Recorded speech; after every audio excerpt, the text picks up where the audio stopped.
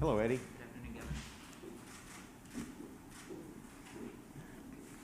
Good afternoon to everyone. Welcome. And I first want to start out with an announcement relating to one of Arkansas's premier commodity crops, rice. And it's particularly significant because this is Rice Month. But today is a historical day in Arkansas agriculture because while Arkansas produces over half of the rice produced in the United States of America, and China happens to be the largest consumer of rice and the largest importer of rice. But we have not sold any Arkansas rice of any significant quantities to China.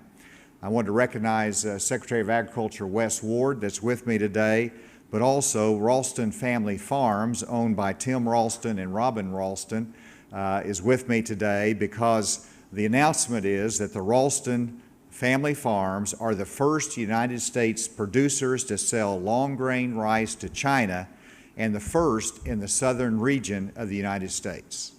And so this is a real compliment to Ralston Farms and their marketing ability and their product. This past July, their first shipment of rice arrived in China with a second shipment in process that's being scheduled, and additional shipments are planned for the future.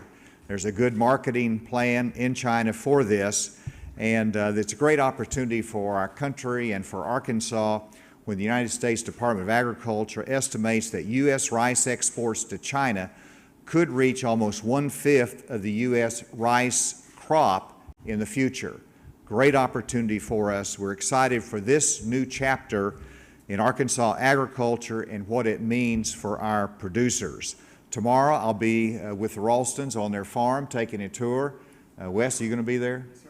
And so we'll be able to showcase it in person, but I want to take advantage of the opportunity today to make this announcement and thank the Ralstons for their work in Arkansas agriculture. Thank you.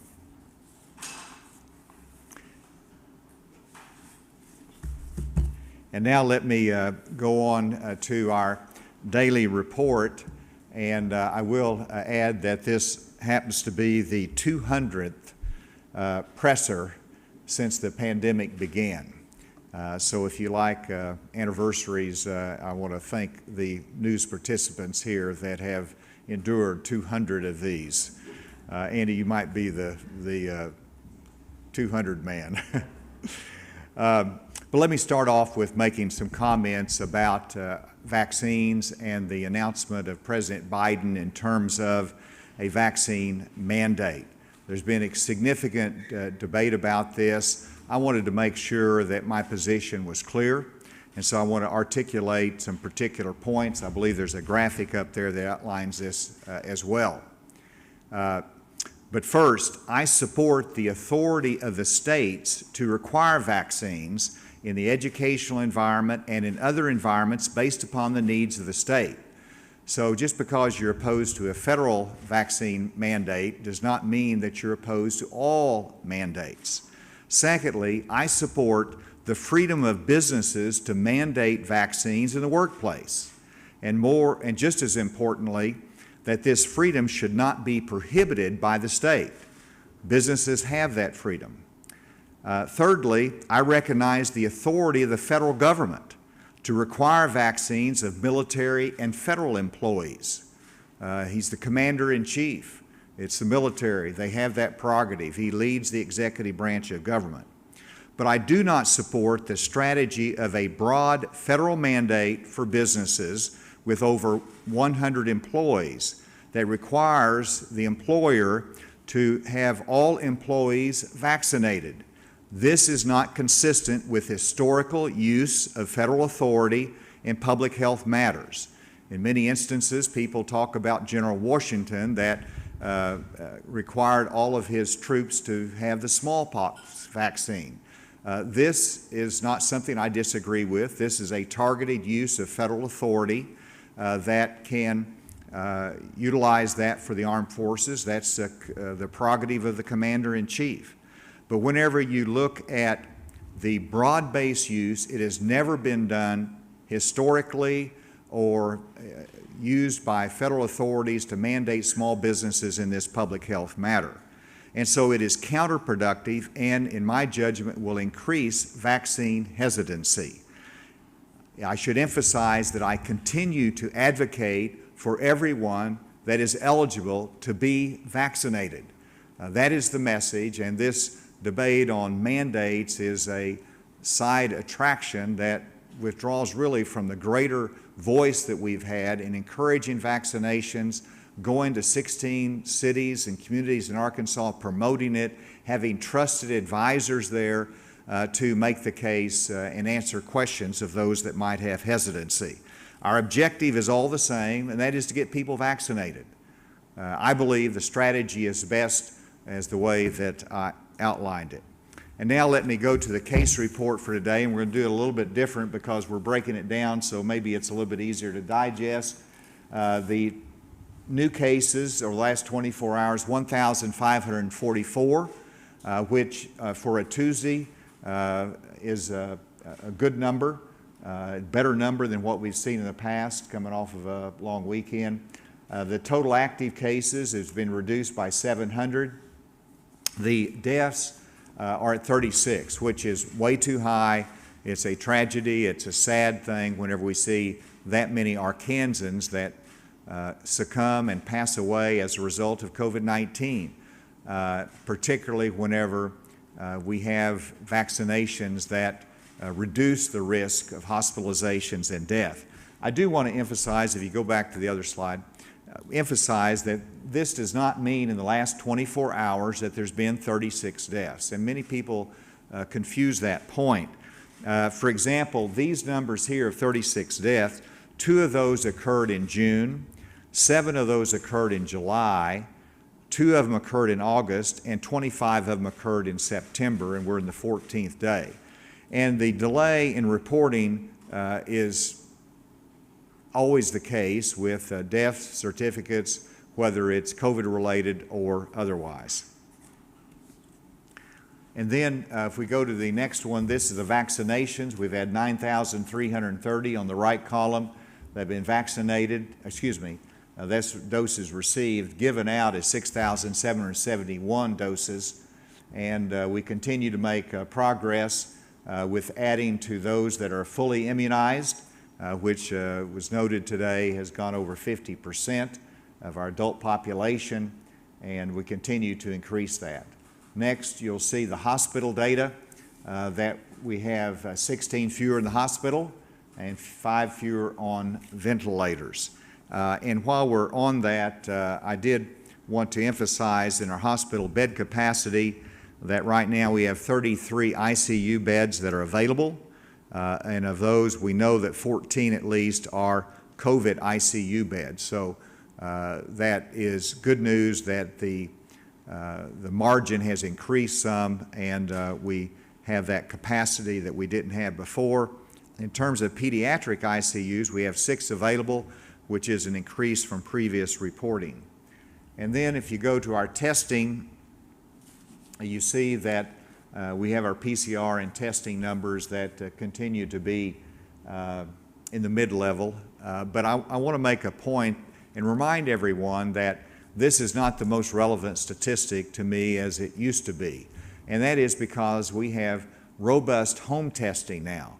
People can actually go into the pharmacy, they can get their home test, they can do their test, and they can have that information for them without it going through the Department of Health. And so we do not have a mandatory reporting requirement for those that use home tests.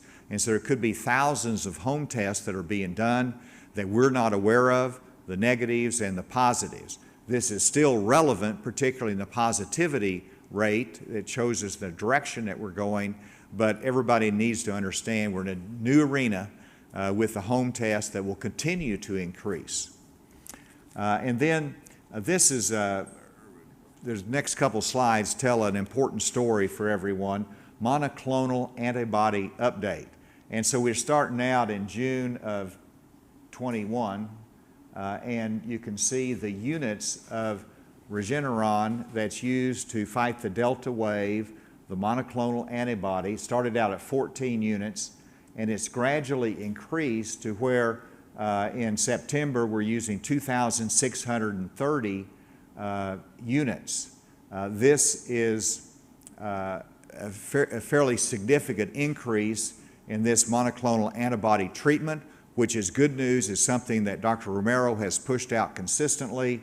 That is an effective treatment program, and we want to make sure that people understand the importance of it and the seriousness of the Delta variant that requires that kind of treatment. And then if you go to the next one, this is a complicated slide, but it tells an important story. So let me just take a moment on it. The heading is percent change in new case rates during the winter, January of 2021 compared with August of 2021. And we have in the red is the percent change, and the lighter color is the percent that's fully immunized. So let's look at this, and we see this is the age group, less than 12 years of age. We have a 92% increase in that age group of new cases as compared to the winter of January of 21. So a 92% increase in that age group in new cases. But then you look at 12 through 18, now of course they can't be vaccinated, so you don't have a percent fully vaccinated on the less than 12, but if you go 12 to 18, you've got in the white 33% that are fully immunized, and we have a 14% increase in new cases as compared to January. If you look at the next age group, which is 19 to 24, 35% vaccination rate, and you're dropping now in the new cases in that age group. This is really makes the case for vaccinations. The next one, you can see each subsequent age group, as the vaccination rates increase, the case rates decrease in every age group, and it certainly tells you the story as compared to the less than 12 as to how it was in January. And then if we go to the next slide, it makes the case in a different way. I've used this before. The vaccination status as compared to cases, hospitalizations, and deaths. And so of almost 90% of those that have cases have not been vaccinated. Hospitalizations, 91% of the hospitalizations have not been vaccinated, and almost 90% of the deaths that we've seen have not been vaccinated fully. And then just real quickly, you can see the downward trend on hospitalizations, which is increasingly good news. The next one, you see the active cases on the decline as well. You see the next one is the percent positive. And you can see that this is both antigen and PCR. The positivity rate is going down. Again, that is good news for us. And so with that, I'm pleased to have Dr. Jose Romero, our Secretary of Health, who continues doing a great job for us, to make comments, and then followed by our Secretary of Education to give us an education update, Secretary Johnny Key.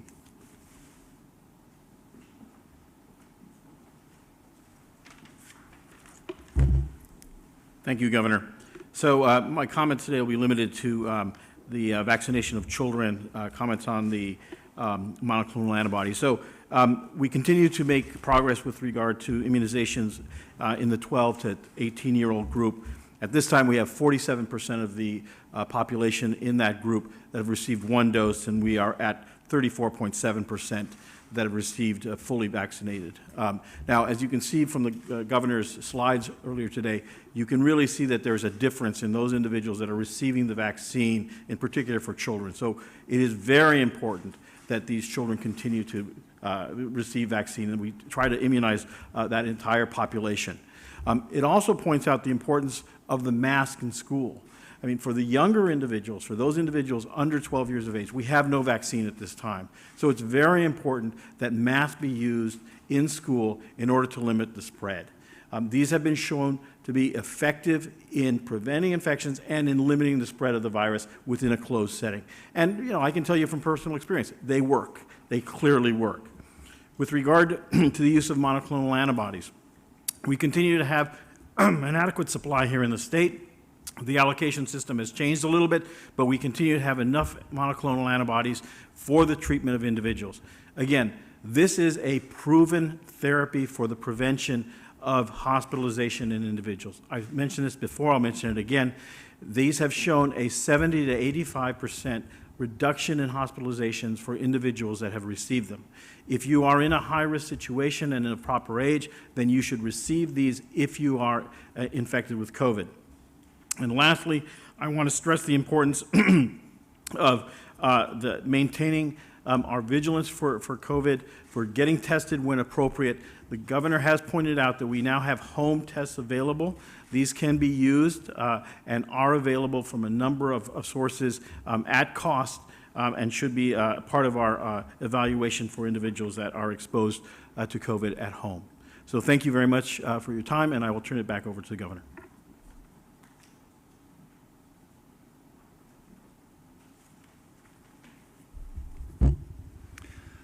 Today, I want to give an update on some of the numbers that we're looking at in our public schools, K through 12.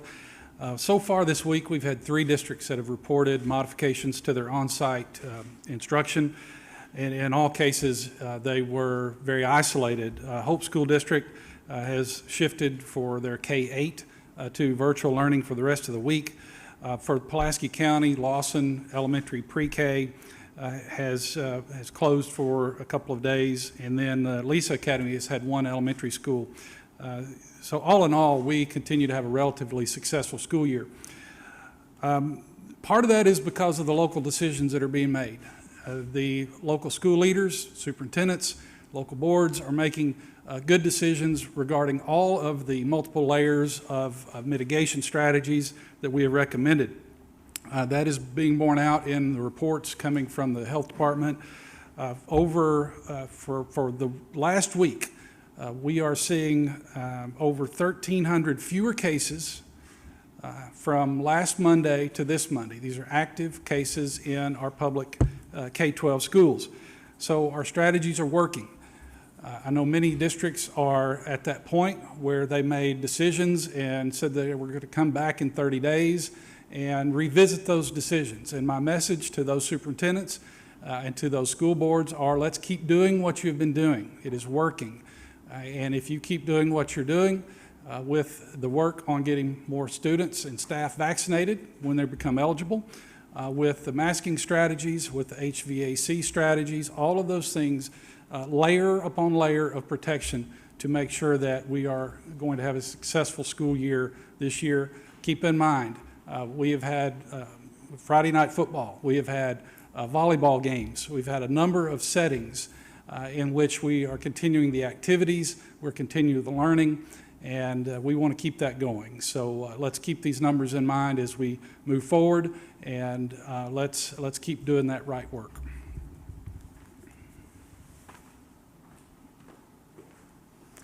Thank you, Secretary Key. And I did have a call with the White House today, long discussions with the governors as well as with the White House in terms of the booster shots that we anticipate being available based upon FDA guidance and CDC guidance toward the end of next week. And so we're working very hard to plan for this.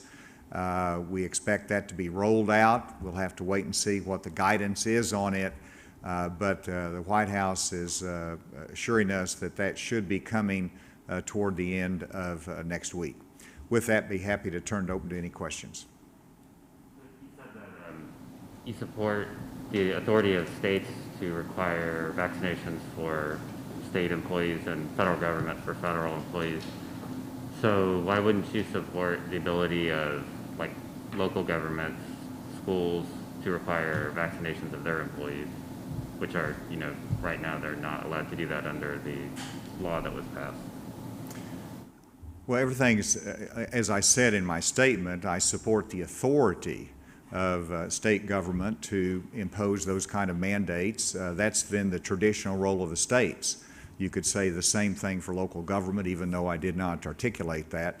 So it's a matter of confidence, timing, and what's the right strategy for implementation. And even though the state has that authority historically, it's not something that should be utilized now. Our strategy is the right one for now, which is to educate, is to encourage, and to solicit the support of the communities to increase the vaccination rates, and that's been proven successful. I know everybody would like to see it go up at a quicker pace, but it's moving in that direction. Dr. Scott Gottlieb made some very good points this last weekend whenever he agreed that the current federal mandate can be counterproductive and can increase resistance. So he's making the same point as a member of the Obama administration as I've made. And so it's a different strategy, but I think it's the strategy that we had that President Biden reversed courses on. The previous strategy was the most effective one. See that authority being a strategy that you said it's not for the time right now, but could you see implementing a vaccine mandate for at least in a school setting, like you said you support that authority in the future? Because I know in one chart you said there's a 92% increase in cases under 12, and last week you said a lot of these cases are stemming from faculty and staff that are not vaccinated. Would you support implementing that mandate if these cases get worse, and if so, when? What would qualify that, I guess? Nobody knows the future. Now is not the time. We only have one vaccine that's been fully FDA approved. We've got to build more confidence. And so now is not the time. We don't know what the future holds. We don't know whether there's going to be another variant come in. We don't know whether we're going to have different twists and turns in this pandemic. We hope that's not the case. But an effective leader is not going to foreclose reasonable opportunities that have historically been used in the future. So is there a specific percentage of cases or any sort of transmission that would make you want to implement any sort of educational mandate, or you want to avoid that? I would not put any particular criteria. And of course, right now, we have some laws that are on the books that prohibit vaccine passports and mandates from the state, and so a lot of things would have to change. But I do support the authority of the state because we've obviously done that with many other types of communicable diseases in the schools that we require vaccinations on. So it would not make sense to say we should never do this. Obviously, that's an important responsibility the state has if the circumstances require it.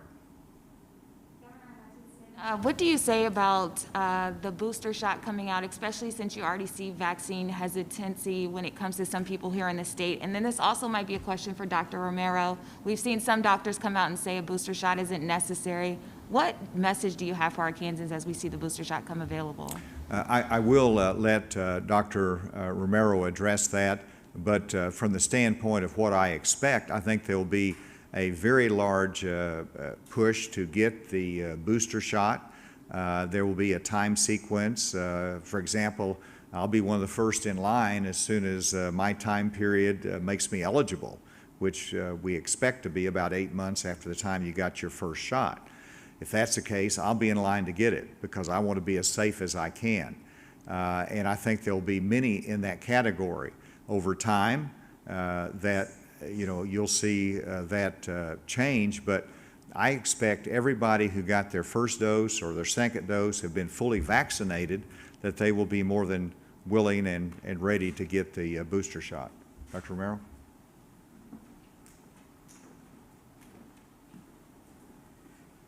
So I think the governor is very correct in what he's saying. I think we'll see a series of early adopters.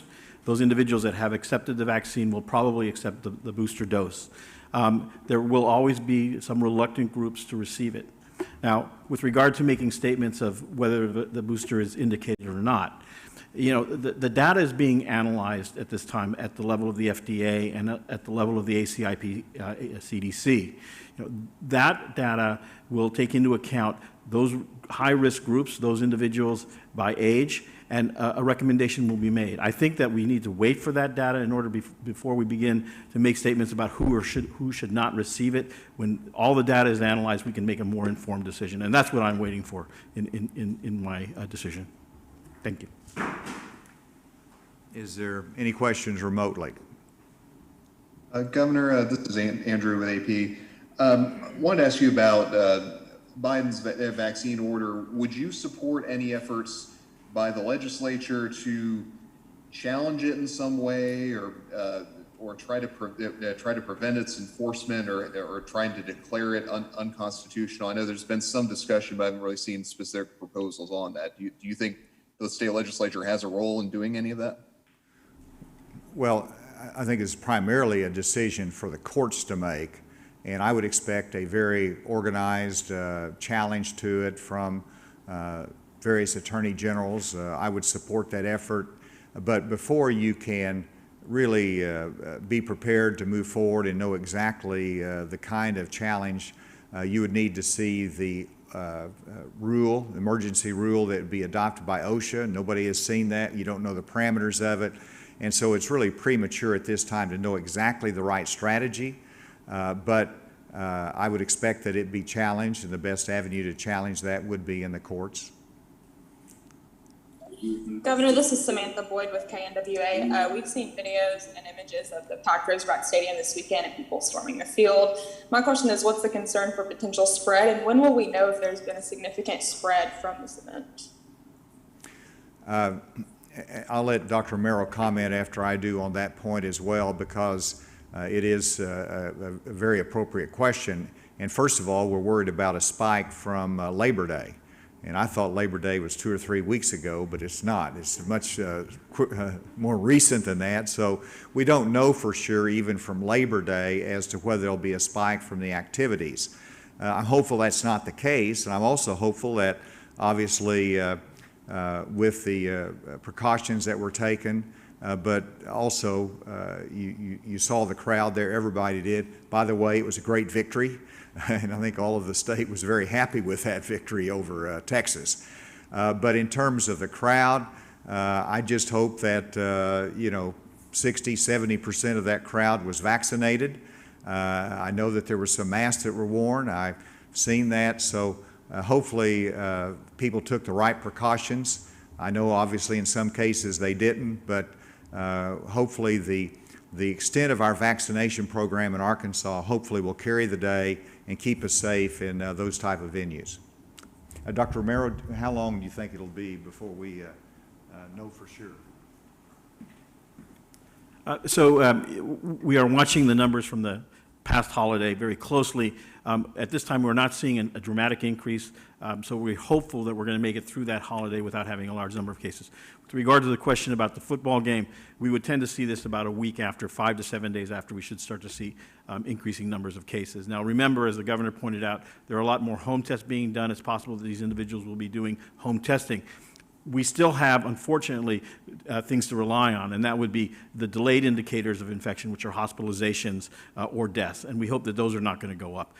They've maintained themselves steady, so we will be watching this very closely. Thank you. Anything else? Good afternoon, Governor. Brett Rains with 4029 News. Is dare to say the worst is behind us as of right now at this time? I know you don't like to predict the future, but with the downward trend, is the worst behind us? And also, does the recent data between school districts with and without face mask mandates, is there anything that can show a marked difference between those two policies at this time? Well, in April, when the legislature in session, I thought the worst was behind us. Here we are in September, and we're still dealing with it. So no, I would not predict the future.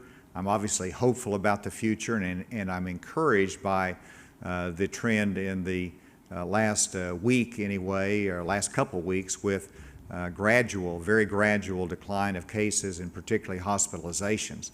In terms of those that in the school system, and I'll invite either Secretary Key or Dr. Romero to comment as well, the graph that we showed for age group 0 to 12, and then 92% increase in new cases as compared to January, makes a case to me we need to do everything we can to make sure that age group particularly is protected when they're not eligible for the vaccine. And that, to me, is a striking point.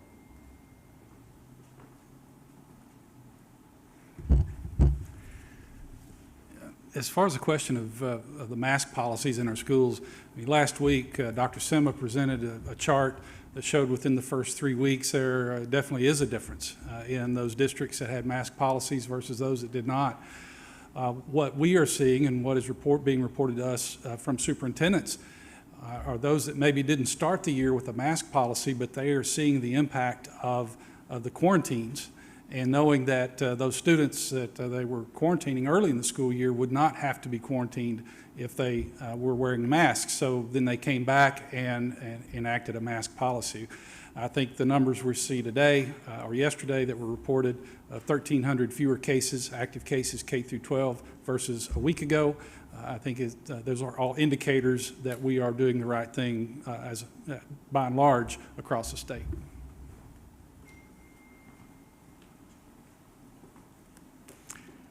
I think we're good now. Thank you all for your attention today, your participation, and have a good afternoon.